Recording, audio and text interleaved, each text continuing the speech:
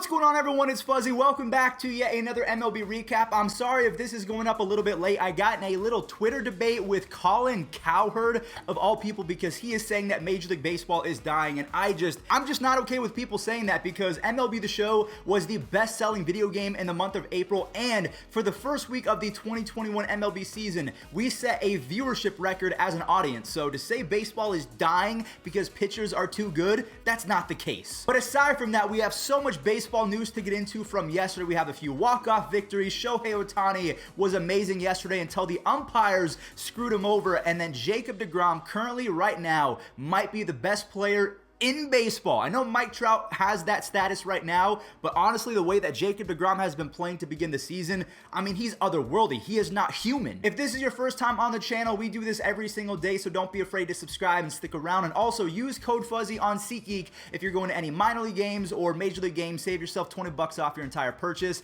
All right, let's kickstart the video with some walk-offs. The Red Sox were facing off against the Blue Jays. Toronto goes up 3-0, and then Bobby Dahlbeck hits his 7th home run of the season. So you're thinking maybe the Red Sox are going to make a comeback. Well, they do. It was just after Vladimir Guerrero Jr. hit his 19th home run of the season. He's also leading everyone in wins above replacement, that precious WAR stat. Tyler Chatwood, unfortunately for Blue Jays fans, kind of gives them PTSD, because the last time that we saw him, he blew a lead against Cleveland, and then on his 7th straight walk, he gives up another run. And then you have Christian Arroyo with another clutch home run. This one ties it up, and Alex Verdugo walks it off in the final inning. Tyler Chatwood and the manager for Toronto, they are probably the most hated people in that entire country right now. Another walk-off came from the A's versus the Royals. Matt Chapman, he does it with not only the glove, as you guys can see, but with the bat as well. Seth Brown, he continues his fantastic rookie season, and Salvador Perez, he put the Royals on his back with 2 home runs in yesterday's game. He now has 27 home runs in his last 99 games as a catcher. That is almost impossible, whether you're talking about Mike Piazza or Gary Sanchez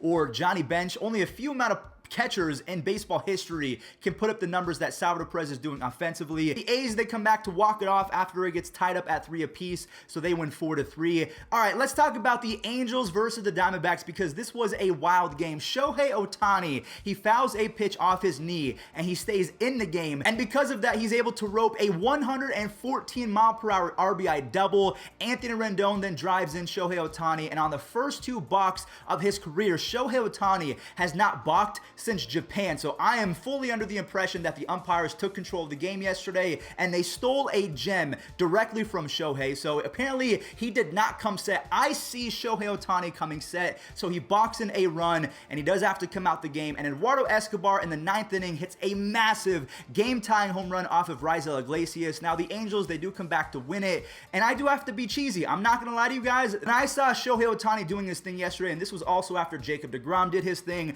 I shed a tear for the game of baseball, because it is in such good hands. Vladimir Guerrero Jr. with 19 home runs, Acuna and Tatis for the MVP. You have all of the other guys in the American League. I mean, the game of baseball right now, aside from what Colin Cowherd wants to say, is in great hands. And if we can get the sticky stuff and the baseball corrected, this is going to be a fantastic game forever. I think that we're on the right track. 2 teams went off offensively yesterday. We have the Dodgers and the Reds, but let's talk about LA first. Max Muncy started off the game with a 2-run shot, and then Justin Turner hit a solo home run, and then Gavin Lux, who has been an RBI monster lately, hits a 3-run home run. Gavin Lux does it again, only this was not a home run. He drives an RBI, and then Clayton Kershaw makes it 8-0. Then you have Albert Pujols, who has to come in replacement for Max Muncy, who left with an oblique injury. Pujols hits a bomb, and same with Will Smith. Angels fans have kept telling me that, yeah, Albert Pujols might be raking for the Dodgers, but just wait until he grounds into a double play to end a rally. It's going to happen sometime soon. Clayton Kershaw, on the same night that Jacob deGrom did his thing, Kershaw goes 6 scoreless innings and has 9 strikeouts. So in the comment section down below, I want you guys to go crazy. Before we talk about Jacob, let me know, would you rather have prime Kershaw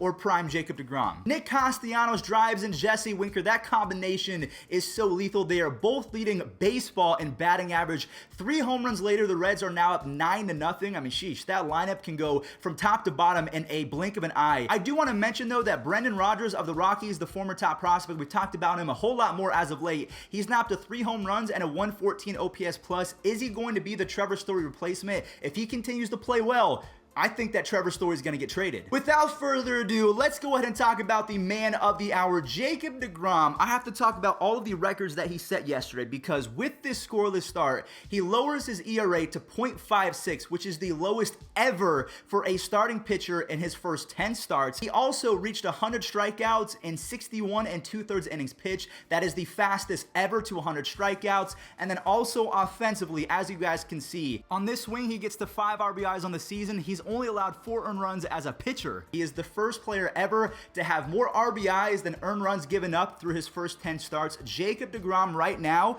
might be having the greatest stretch of a starting pitcher ever. I'm talking about better than Bob Gibson. Well, Bob Gibson had a stretch that was almost unreachable. Sandy Koufax, all of the other players that you can mention, Jacob deGrom is going to live forever in the history books as being one of the most dominant pitchers we've ever seen. Now, unfortunately, he did have to leave the game with some flexor tendonitis, but he believes that he's going to be okay. And what happens to the Mets as soon as deGrom leaves the game? Jake Cronenworth hits a 2-run shot. Now, luckily, Edwin Diaz, he was on top of his game yesterday, so he gets his 11th save of the year. But in my opinion, you have Mike Trout and Jacob deGrom. They might be on the same playing field right now for best player in baseball. The only problem is Jacob deGrom can't play every single day. Not like softball players where, if you didn't know, anatomically, when you pitch like this, like a softball player, it's actually a natural motion. Doing this where you're coming forward, that is not a natural body motion, so you can't pitch every single day. If that was the case, Jacob deGrom, he would get my vote for best player in baseball because every time he's out there, 6 scoreless, 7 scoreless with 13 to 15 strikeouts, an RBI or 2. I mean, I know that Shohei Ohtani gets all the praise, and rightfully so, because Shohei is just unreal as a hitter, but he is not the pitcher of Jacob deGrom. So honestly, right now, again, let me just mention one more time, the state of baseball could not be better.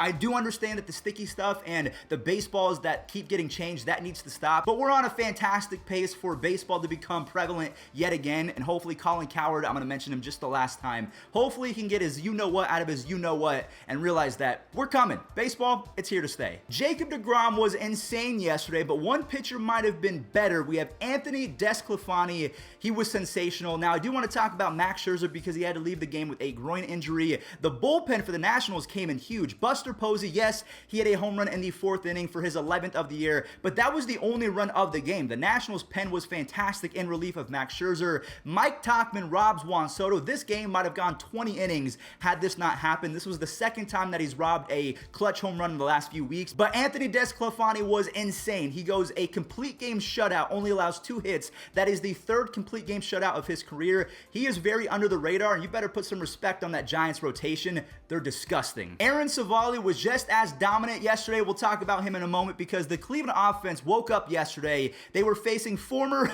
Cleveland player Jake Bauers. I'm so happy that he's off the team because his replacement, Bobby Bradley, he draws a bases loaded walk and then he hits a home run later on in the game. He's not done yet. He drives in his 3rd RBI and Harold Ramirez makes it 7-0. And Aaron Savali, the number 2 pitcher for Cleveland, goes 8 innings, only allows 1 hit, does not allow a single earned run, only walks 1, and has 11 strikeouts. Bobby Bradley, I want to mention this because this is funny, in 4 games matched the entire offensive production from Jake Bauers in almost 50 games. What took so long? The Cubs versus the Cardinals, this was a very entertaining game. Jock Peterson goes yard, but Dylan Carlson and Nolan Arenado with some huge RBIs. I thought the game was going to be out of hand. It was not because Yadier Molina was not great defensively. A pass ball and then a Sergio Alcantara triple turns into a run as Yadier throws it into left field. Anthony Rizzo goes 14 pitches in this at-bat and wins it on a home run. Then you have Jock Peterson and Wilson Contreras putting up 8 runs. So Chicago, they've now won 3 straight. They are still in first place. They're tied with the Brewers, so let's talk about the Brewers. You have Polanco with a pretty fun bat flip, I'm not going to lie, off Brandon Woodruff of all people. Luis Urias makes a stud play over at 3rd base to keep it close, and then Christian Yelich, a huge RBI double, and then 3 bases loaded walks later. It makes it 7 runs for the Brewers. Ke'Bryan Hayes, I know he hits a home run, but it didn't really mean much. I just want to say he has 8 home runs and an almost 200 OPS plus in his first 34 games. He's been a monster, and Josh Hader strikes out Colin Moran. So it looks like Colin Moran is going to be fine even after he got hit in the hand by a pitch a few days ago. Ozzie Albies drove in the first 2 RBIs for the Braves yesterday, but then Jazz Chisholm became Derek Jeter for a play. Just look at him off the back foot. It's just so fun to watch. John Birdie ties it up for the Marlins, and then Jazz with a 2 RBI single. He gets the second because of a fielder's choice. So clutch. And Alcantara, he goes 6 solid innings, only allows 2 earned runs, and has 6 strikeouts. Garcia in the final inning, he gets the save with 2 strikeouts. He has 11 saves already on the season, and the Marlins have won 4 of 5 matchups against the Braves to begin the year. The Rays versus the Orioles, Mancini hits a 2-run home run, and that was it for the Baltimore offense. You have Brandon Lau hitting a rainbow home run to give the Rays a lead, and Ryan Yarbrough goes 6 scoreless as that Mancini home run came after an error, so those were 2 unearned runs, and Margot is already up to 35 RBIs. He is flying under the radar in terms of run production. The Rays are the first team in baseball to 40 wins,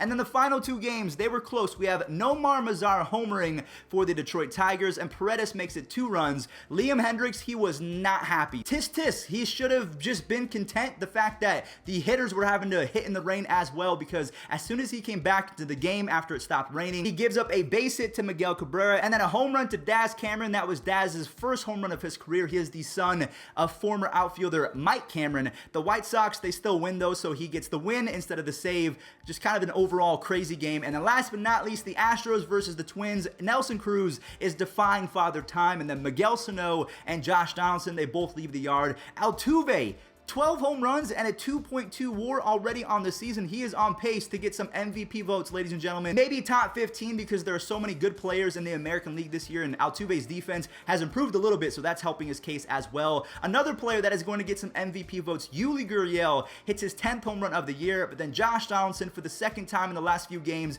a clutch home run to tie it up. The only problem is Bregman makes an insane play, and then Martin Maldonado teams up with Michael Brantley. They drive in the final 2 runs of the game as the Astros, they win 6-4. All right, everyone, well, that does it for today's MLB recap. Let me know in the comment section down below a few things. 1, do you think baseball is dying? I don't think that's the case. Number 2, is Jacob deGrom better than Clayton Kershaw if we're comparing primes? I think that Kershaw is going to have the longevity because, of course, deGrom is throwing 101 miles an hour. He is going to empty the clip a little bit sooner, so he's not going to go 8-9 innings every single time like Kershaw used to do. And then also, who do you think is going to win MVP in both leagues? Right now, we have about 50 to 60 games under our belt. Who is it going to be? Is it going to be Vladimir Guerrero Jr.? Is it going to be Fernando Tatis? Is it going to be Shohei Ohtani? Is it going to be Jacob deGrom? Thank you guys for watching, and enjoy this day in MLB history.